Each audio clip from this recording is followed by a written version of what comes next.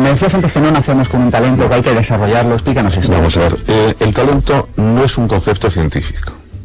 Es un concepto que se usa popularmente, que antes se utilizaba para decir, uy, cuánto talento tiene este niño tiene talento para... Y entonces, como decía antes José Pedro, se pensaba que era un don con el que se nace. Después el tema del talento fue empleado sobre todo por el management, cómo buscamos el talento para las empresas. En este momento se considera que la gran riqueza de las naciones ya no es ni el territorio, ni son las materias primas, sino es el talento. Entonces, creo que es el momento de empezar a seguir utilizando, antes de que se nos desgaste, este concepto, pero precisándolo bien. Tiene que ver con la inteligencia que es capaz de realizar cosas, y tiene que ver con un especial éxito de la inteligencia. Hay que evaluarlo, es aquella inteligencia que tiene una capacidad especial para saber elegir las metas, saber poner de una manera ejecutiva, por eso es tan importante la inteligencia ejecutiva, saber poner en acción los recursos intelectuales, los recursos afectivos, los recursos operativos que se tienen, y ser capaz de entrenarse para conseguirlo. O sea, capacidad de elección y capacidad de llevarlo a la práctica. Exactamente. Y poner en juego todas las cosas que sean necesarias para ponerlo en la práctica. No hay talentos olvidados, no hay talentos... Cuando dicen, uy, no, si mi niño tiene mucho talento, lo que pasa es que como es un vago, entonces no tiene talento. Porque el talento tiene que utilizar todas las cosas. No hay talentos desconocidos. El talento es siempre en acto. Es la persona que es capaz de hacer eso y es capaz de hacerlo bien. O sea, que cuando una persona se dice que sabe, que es un manitas, que sabe arreglar el coche o pintar, bueno, y se dice, tiene talento para la pintura, para la mecánica. Sí. Pero si no lo hace... Pero entonces no, si no lo hace, no.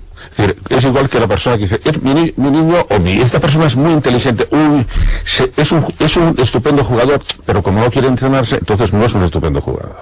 Es esto que dices en tu libro La educación del talento, dice, los problemas prácticos no se resuelven cuando conozco la solución, sino cuando la pongo en práctica. El talento está en ponerlo en práctica. El talento que no se atreve, el talento de, ay, si yo quisiera lo que podría hacer, no, entonces usted no tiene talento. El talento es vinculado a la acción y a la acción realizada. El niño nace, cuando el niño empieza a recibir la educación, todavía no es nada más que biología. Después de la educación es talento, o no talento si no lo ha desarrollado. Y que lo que debemos hacer en la escuela, eso sí, es saber exactamente cómo se pueden ir las estructuras básicas de la inteligencia de ese niño para que sea capaz de hacer esas cosas, para que sea capaz de hacer las metas, de atreverse, de mantener el esfuerzo, de saber evaluar lo que hace, de saber cambiar de metas si esa no lleva a ningún sitio.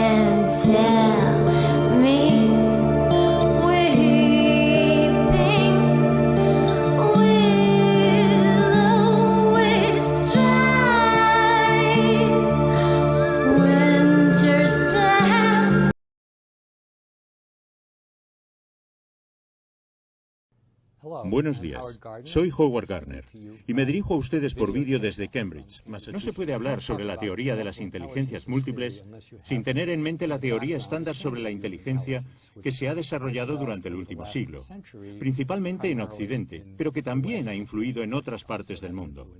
Una definición técnica de inteligencia. Pero pienso que la metáfora resultará más útil.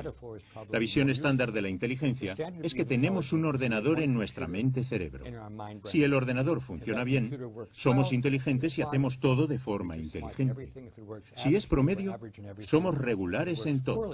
Si funciona mal, somos tontos y no hacemos nada bien. Las inteligencias múltiples dicen que tenemos varios ordenadores, 7, 8, 9 ordenadores.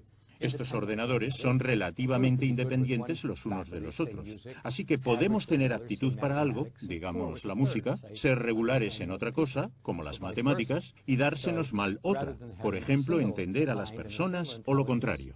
Así que en vez de tener una única mente y una única inteligencia, creo que se describe mejor al ser humano como poseedor de un puñado de ordenadores. Y el hecho de ser bueno con uno no predice que uno vaya a ser bueno o malo con otros ordenadores. Nuevamente, como pienso que estarán familiarizados con estas ideas, voy a repasar las diferentes inteligencias rápidamente. La primera es la inteligencia lingüística, y la ilustro con esta imagen de un poeta chino, porque los poetas cuentan con una inteligencia lingüística tremenda. El segundo tipo de inteligencia es la lógica matemática, la necesaria para las matemáticas, la ciencia, la programación informática.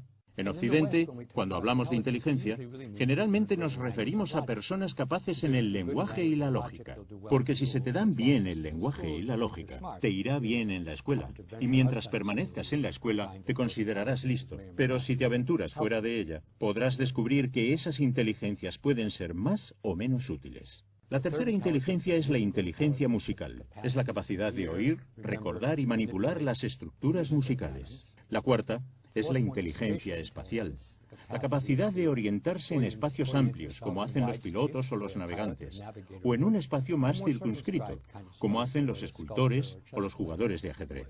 La quinta inteligencia es la corporal cinética, la capacidad de utilizar todo el cuerpo o partes del cuerpo para resolver problemas o para hacer cosas. Los bailarines, atletas, artesanos o cirujanos son personas especialmente dotadas en el área de la inteligencia corporal cinética. Hay dos tipos de inteligencia que tienen que ver con otras personas. Y son muy importantes, pero no hemos dedicado mucho tiempo a pensar en ellas en relación con la educación. La inteligencia interpersonal es entender a otras personas, cómo funcionan, cómo trabajan con otras personas, cómo entienden las motivaciones de otros, cómo ayudan a otros a resolver problemas, cómo resuelven conflictos, cómo negocian. Es el tipo de habilidad que necesita el personal clínico, los políticos, líderes religiosos, profesores, terapeutas. Cualquiera que no sea un ermitaño necesita tener inteligencia interpersonal, a menudo denominada social. La séptima inteligencia es la denominada intrapersonal. Es la comprensión de uno mismo, tener una buena idea de quiénes somos, qué queremos alcanzar, cuáles son las propias virtudes, cognitivas, emocionales, de personalidad, cuáles son los puntos flacos, y cómo utilizar ese modelo de uno mismo. Durante algún tiempo pensé que solo había 7 inteligencias, pero hace 10 años añadí una octava denominada inteligencia naturalista. Es la inteligencia de Darwin. Es la capacidad de distinguir de forma consecuente en el mundo natural entre una planta y otra, un animal y otro, un tipo de nube, de formación rocosa, etc. Tampoco es tan necesario ahora porque podemos acudir a una tienda y comprar cosas, pero la forma en la que adquirimos productos, la sociedad de consumo, se basa en nuestra capacidad naturalista de distinguir entre un zapato y otro, un coche y otro, un jersey y otro. Así que el sistema nervioso es oportunista. Utiliza los ordenadores que tenemos como el naturalista para hacer cosas que se valoran en nuestra cultura.